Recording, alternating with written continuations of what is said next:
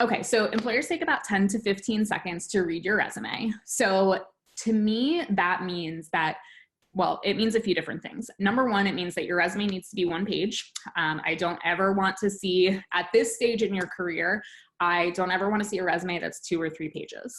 My resume joke, and yes, I'm a career services nerd, so I have resume jokes. My resume joke is that Elon Musk has a 1-page resume, so all of us should have 1-page resumes. You might say to yourself, well, I have a lot on here. I don't know what to take off. I can't decide. We can work on that. It's going to be different for every individual, and it's going to be different depending on what you're applying to. But with employers taking only 10 seconds to read it, you want to make sure that it is concise, it's to the point, and they don't have to go through a million pieces of information just to get at what makes you qualified for the job. What are the most important elements? So I kind of have mentioned a few of them, but formatting, organization, 1 page, short, easy, accessible information is all really, really important when it comes to your resume. Should high school things stay on? So I don't know, based on who is in the webinar right now, I don't know if some of you guys are upperclassmen or underclassmen or maybe somewhere in between. This question really depends on, number one, what year you are. So if you're a senior, I would say let's try to stick to college only. If you are a freshman or a sophomore, then you can definitely have high school things on your resume because high school wasn't that long ago for you. Some things that should and can stay on your resume from high school are things that are really applicable to whatever you're applying to. So let's say you are looking for a publishing job and you were the editor of the paper when you were in high school. That will definitely stay on your resume probably for the entirety of college. So it's kind of on a case-by-case basis. There's no one size fits all for that question.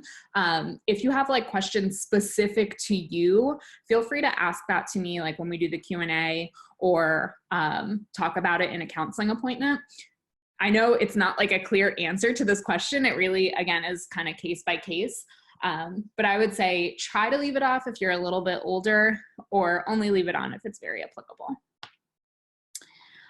Okay, I'm gonna kind of go through the resume template. So this is the resume template that we give out for liberal arts students.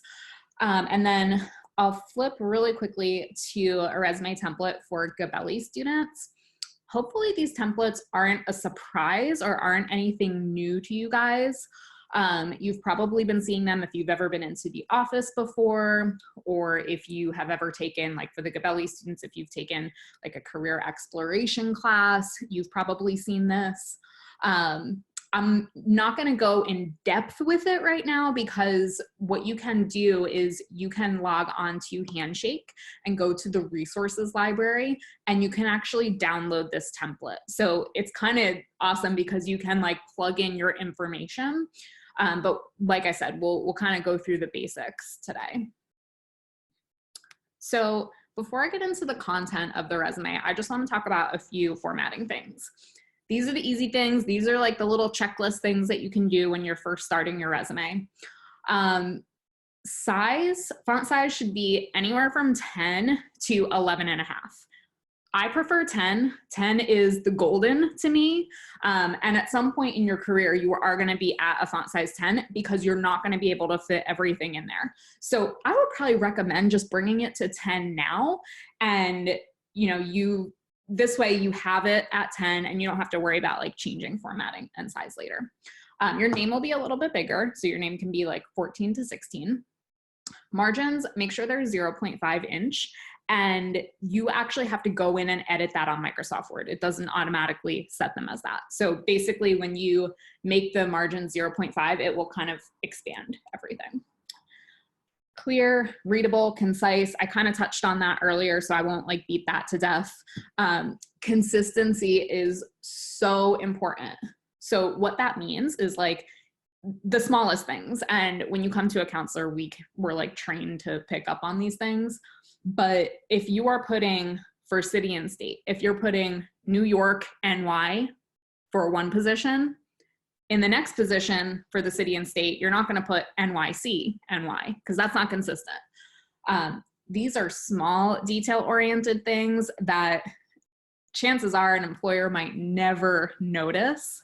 But I think for peace of mind and just to show like detail orientedness and attention to detail and meticulousness, it's really important to pay attention to those things. Or small things like if you're underlining education for the section header, make sure you underline every other section header. So just pay attention to those